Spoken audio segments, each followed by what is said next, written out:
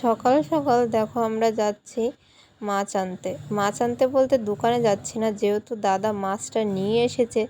আর আজকে সকালের থেকেই এত বৃষ্টি হচ্ছে পুরো একেবারে ভিজেই মাছ আনতে হলো।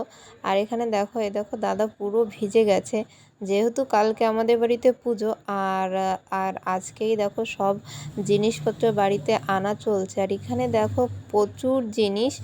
আর আমরা তো সকালে বসে পড়েছি সবাই মিলে সব মশলা করতে, আর যে যত কাজ আছে সব কিছু গুছাতে, পুজোর আর খাওয়া দাওয়ার। আর এখানে দেখো কত মাছ চলে এসেছে, বাট এই মাছেও শর্ট পড়েছে, তো এরপরে আবারও মাছ আনা হয়েছে।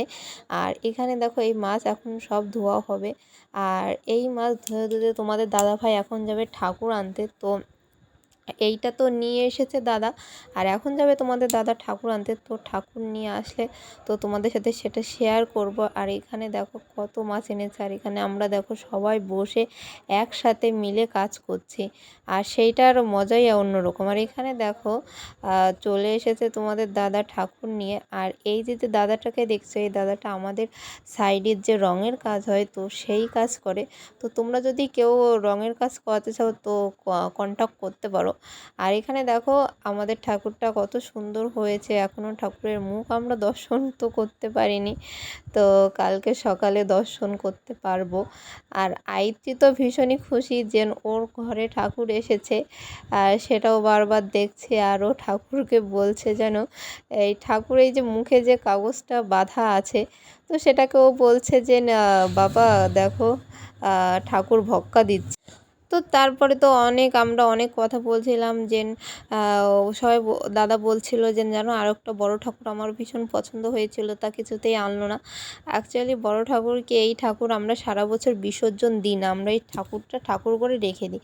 তো তার জন্য এর থেকে বড় ঠাকুর আমাদের ঠাকুর ঘরে ধরবে না, তার জন্যই এই ঠাকুরটাই আনা হয়েছে। আর এবছর আমাদের ঠাকুরটা একটু বড়ই আনা হয়েছে, যেহেতু সবাই বলেছে একটু বড় ঠাকুর আনবে, যেহেতু প্রতি বছর এর থেকে ছোট ঠাকুর আনা হয়। আর এখানে দিশা গিফটি তো সবাই চলে এসেছে, সবাই ভীষণ খুশি। দিশা বলছে আমার ভাই এসেছে বাড়িতে।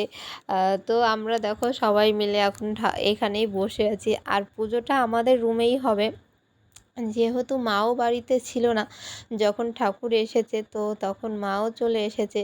আর সবাই মিলে তো ভীষণ গল্প করছিলাম। তারপরে এখন দেখো রাত হয়ে গেছে, আর এখন তোমাদের দাদাভাই চলে এসেছে ছাদে, কারণ আমাদের যে সাইডে কাজ হয়, তো সাইডে যে যন্ত্রপাতি ছিল সেখানে তো সব ধুয়ে মুছে পরিষ্কার করে পুজো দিয়ে দিয়েছে লেবার মিস্ত্রিগুলো।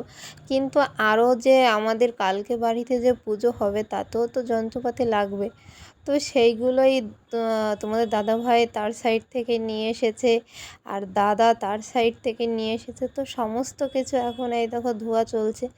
তো আমি অনেক করে বললাম যে আমি একটু হেল্প করে দিই, বাট সে বলল না আমাকে হেল্প করতে হবে না, তুমি বসে বসে দেখো আমি করি। তো দেখো সে তার কাজ করছে, তার ইসের ঠাকুরের প্রতি ভক্তি শ্রদ্ধা যাই হোক না কেন, এই দেখো কাজ শুরু করে দিয়েছে।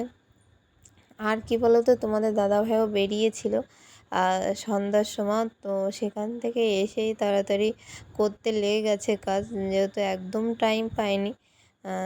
বোঝোই তো বাড়িতে একটা পুজো হলে কত কাজ থাকে। আর তারপরে কি বলো তো, বিশ্বকর্মা পুজোটা আমাদের কাছে এমন একটা পুজো না যে পুজোটাতে আমাদের মানে কি বলবো, এত কাজ থাকে, পরিষ্কার করার কাজটা সব থেকে বেশি থাকে, যেহেতু ঘর বাড়ি সব কিছু পরিষ্কার সব কিছু ধোয়া লাগে, যেহেতু মাস যায়। আর এই মাসে মানে প্রচুর কাজ থাকে, তারপরে বাড়িতে এত বড় একটা পুজো, এত মানুষের খাওয়া দাওয়ার আয়োজন, তো সব কিছু আমাদের নিজেদেরকেই করতে হয়।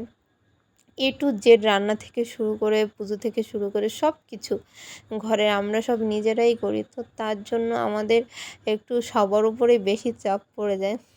আর এখানে দেখো সব কিছু সুন্দর করে রেখে দেবে। আর সত্যি এত সুন্দর হাওয়া দিচ্ছিল না, কি বলবো তোমাদের, ভীষণ হাওয়া দিচ্ছিল। আর মানে এত শীত করছিল, মনে হচ্ছে এই শীতকাল চলে এলো চলে এলো। যেহেতু আশ্বিন মাস, এই তো পরশুদিনে আশ্বিন মাস চলে আসবে, তো সেই আবহাওয়াটা তো একটু থাকবেই। আর এখানে দেখো সব পরিষ্কার হয়ে গেছে, তেল মাখিয়ে রেখে দিয়েছে, সকালে যাবে ঠাকুর ঘরে। আর এখানে দেখো বাসন টাসন সব চলে এসেছে। তো আজকের ভিডিওটাই পর্যন্ত, ভালো একটা লাইক কমেন্ট শেয়ার সাবস্ক্রাইব করতে ভুলবে না।